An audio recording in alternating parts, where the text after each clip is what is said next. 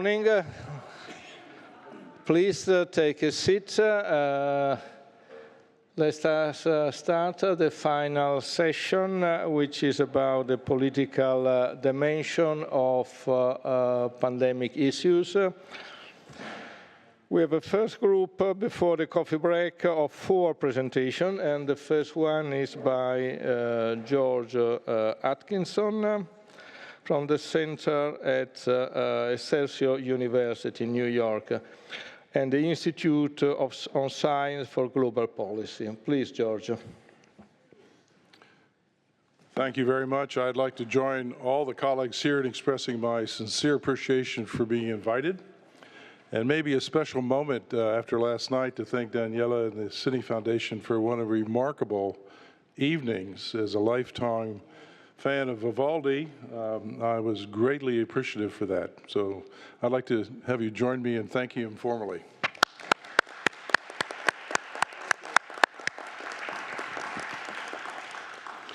I come to this meeting with the task of looking at the political dimension, which is something in my life I never thought I would do. I'm trained as an optical physicist, dabbled in astronomy and astrophysics, and was fortunate enough to work on projects where our product was sent into space and never came back. So we never worried about mistakes. They were just out there somewhere. But in 2000, the American Institute of Physics created something called the first science diplomat. And I took that role not knowing exactly what that meant, but eventually it led to my request from Secretary Powell to become the science and technology advisor to the Secretary of State, which was brand new, came out of Madeleine Albright's period of time. And so it's on that basis that I'm trying to answer this question, but I'm going to take you in a direction that is completely antithetical to some of the discussion today, because as a scientist, I'm in great admiration for everything that's being done and achieved. But in the world of politics, that is a different world. I think we all know that intuitively. And I'd like to take you in a quick guided tour. But I must admit, I'm trying to simplify this because in dealing with congressmen and people in the political environment, I find that cartoons are very useful. So forgive me for trying to be overly simplistic, but I'd like to get through a few fundamental points and then have you tell me how right or wrong I am. So the title of this presentation is The World in 4 Conundrums. To me, these are the essential things that need to guide us in making the excellent science on public health actionable. Put them in the real world. So let me begin by reminding us a couple things about people. First, let me remind you that these are human insights about how humans respond to science. And fortunately, other people said this, so I'm quoting them, and I think accurately. People do not want information. They do not want to see your data. They want certainty. They want to know how your work will help their family, their jobs, their well-being. That's not what we do. Whoops, oh, there we go. Science, in my opinion, is as spectacular as it is, does not provide ultimate wisdom. It provides a limit on infinite error. And this is part of the great play by Bertolt Brecht, The Life of Galileo, 1939, was revised on Broadway recently. So we're kind of at a difficult overlap here. People want certainty, and many of us are reluctant to tell you absolutely this will happen. Newtonian mechanics works, but lots of other things don't. And finally, the reality in politics is you got to do something. You're in a position of representing your constituents. You need to do something. In an ideal democracy, as we learned the other day very eloquently, we are designed a democracy with rules and citizen participation. But in fact, the ability to accomplish any of it means there's a decision. And Voltaire said it philosophically. We're always more responsible for what we decide not to do, like take a vaccine, for what we do. And narrowing the error on those two choices is quite a fundamental problem today. You know, if we don't do it, we're better off. If we take a vaccine, suddenly we're putting ourselves at risk. So what are these 4 conundrums that I refer to? I put them in the form of questions. So again, forgive me for oversimplicity.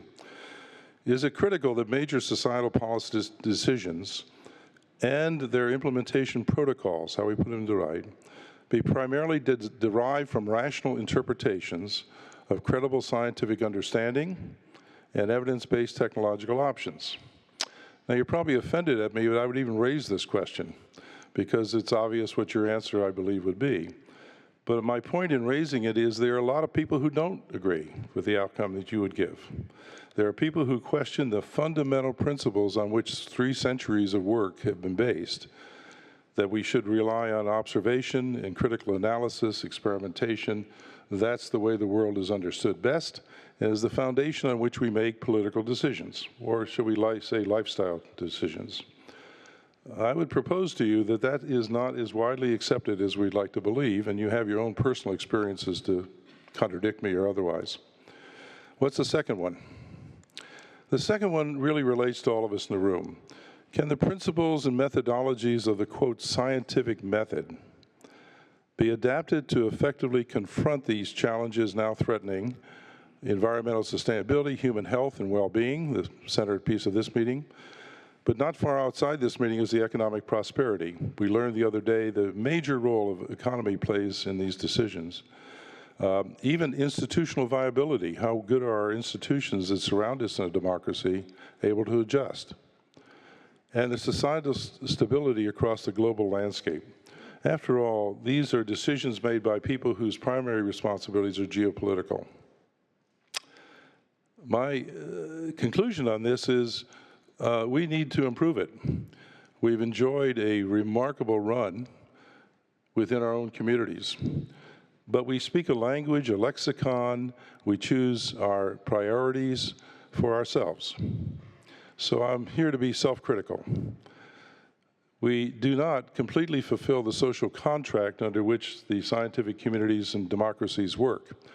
We take public money, a lot of it sometimes, on the premise that what we do, we choose to do, and how we develop it is of major value throughout the society. That's the social contract, I believe. And yet we're a little light on the last part of it. We publish things in journals no one reads except ourselves. We interpret them ourselves, and we go back and do it again. But that last step of interpreting it and presenting it in a productive way to our citizens, our fellow citizens, both domestically and internationally, that seems to be under transition. And I think we've been caught up in the COVID example, as just a point in time, to see that it doesn't work very well. We need to improve it. And that's a responsibility that lies within rooms like this one.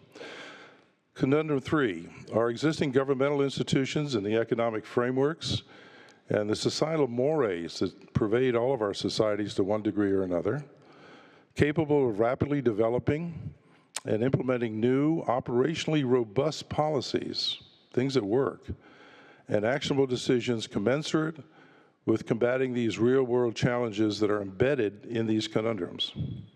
Kind of a funny way to say it, but is there a confidence in the institutional methods we have in every country that define a democracy? Can they meet the challenge? Well, everything is speeded up, in my opinion. These are times when you can't wait for it to work its way all the way through the judicial process, for example. And as a result, sorry, we should go forward here for a moment. As a result, I'm worried or concerned that the use of power in various parts of democratic governance are simply outdistancing the capability of the institutions to keep up. And the decisions that are made at the executive branch are harming and endangering the ability for all these institutions to function properly. So I think there's work to be done here, and the scientific community needs to play a major role in actually formulating things that make sense from an observational point of view, from an evidence-based point of view. And finally, the fourth conundrum. Can this rapid erosion of public trust, confidence in evidence-based conclusions, which I think most of us have experienced in our own lives across internationally, promoted by misinformation and intentional disinformation from parochial sources, ones that have goals well removed from the general good, be effectively countered by accurate scientific and technological information, telling people what we think is correct, focusing focused on strengthening public trust in rational decisions while minimizing harmful consequences. Remember, it's my proposition to you that these are choices we have to make without certainty. There's going to be a certain level of uncertainty and risk. Can we do that? My personal experience is that I don't have a lot of confidence in this. Telling members of my community over and over again what I think is correct information based on evidence does not resonate as well as I would like it to. Some yes, but many no. So I'm not clear to me why we believe repeating this methodology doesn't conform to the old definition of insanity. Doing the same thing over and over again and not recognizing the result is a failure. One very positive point of this is to create or allow the education and creation of a new generation of people who have real scientific expertise, experience, and most importantly, respect for scientific methodology. In my opinion, that's another generation. It's an educational opportunity to create a generation going forward who have the lifespans to actually do something about this. I'm not clear in my own mind where those opportunities for education exist, but I think they should exist in the case. So I promised my family, who's endured these conversations far too much than they want to admit, that I would be optimistic, and I was thrilled to hear there was so much optimism yesterday and the day before. But I think the optimism is justifiably placed in what we're doing. We're doing as scientists preparing for public health emergencies, and I think that is well warranted. So I want to finish by going back to optimism for a moment and giving at least a couple of points which I think may guide us as we approach these problems. And if you're talking to my family, please tell them that I was optimistic, okay? These four conundrums, I think, help frame in a way that as a physicist would see a useful set of guidelines, points of discussion, disagreement, and so forth. But I think there's a fifth conundrum. And if you remembered anything about this, it might be the fifth conundrum. And that is, can the world, collectively, can we confront these four conundrums, all of which are have exceptional complexity and urgency? These are not waiting for us. To collectively chart a sustainable future with policies on each conundrum without formulating a comprehensive integrated strategy and protocols that prioritize real-world interconnectivity. These are not separate problems, in my view. They are all interconnected. You push on one of them, you'll push on all of them. That is the type of global cooperation that I think scientists can bring. We do it every day. We collaborate across borders, we collaborate across political boundaries. Democracies do not flourish in every part of the world.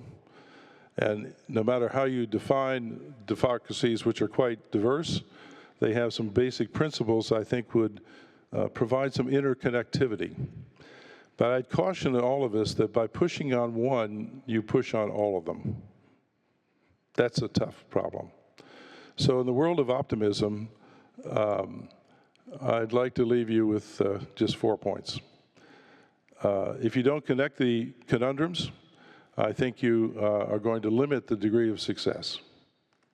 Big challenge. And that means engaging people who are not only advisors, as I once had the privilege to do, because the final decision rests with that last person in the conversation. You may be patient with the two secretaries I work for, Powell and Rice. They listened, but they made the decision. I didn't. And I usually got 5 sentences. That's about it, right? 5 sentences, and I was done.